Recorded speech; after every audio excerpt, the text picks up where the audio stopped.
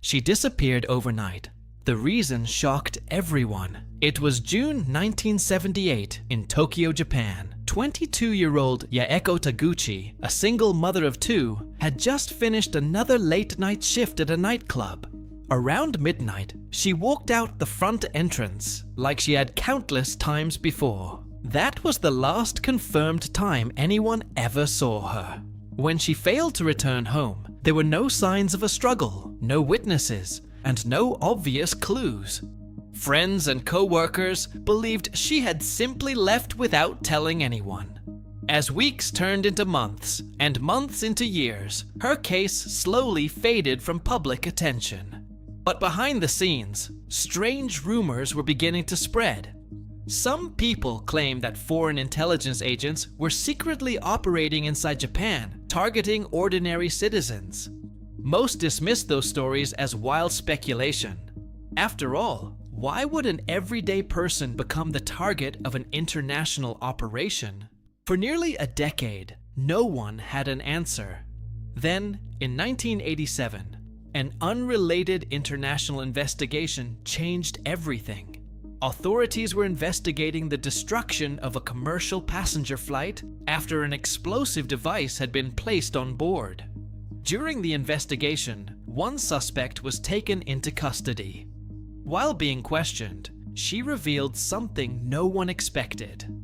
She explained that years earlier, she'd spent extensive time training with a Japanese woman who had taught her the language, customs, and everyday behavior needed to convincingly pose as a Japanese citizen.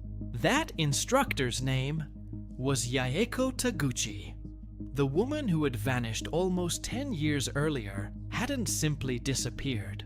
According to the investigation, she had allegedly been taken from Japan and forced to help train intelligence operatives. The revelation shocked both Japan and the international community. As investigators looked deeper, they discovered Yaeko's case wasn't unique.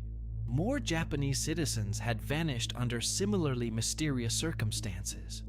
One teenager disappeared while walking home from school. Another person vanished on the way to a class. Others disappeared during routine trips that should have been completely ordinary. None of them were high-ranking officials or famous public figures. Most appeared to be average people living everyday lives.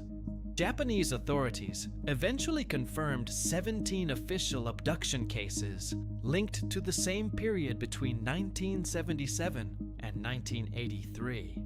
The alleged reasons varied. Some victims were reportedly used to help operatives learn Japanese language and culture. Others were believed to have been exploited for identity-related purposes. As international pressure increased, North Korea acknowledged that some abductions had taken place and later allowed several surviving victims to return to Japan. However, many questions remained unanswered.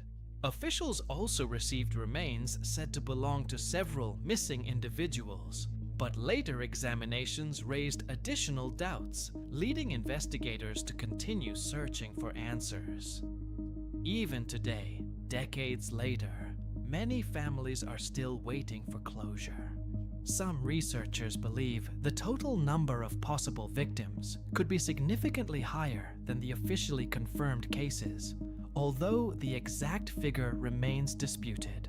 One ordinary walk home, one missing person, and a mystery that transformed from an ignored disappearance into one of the most discussed international cases of the modern era.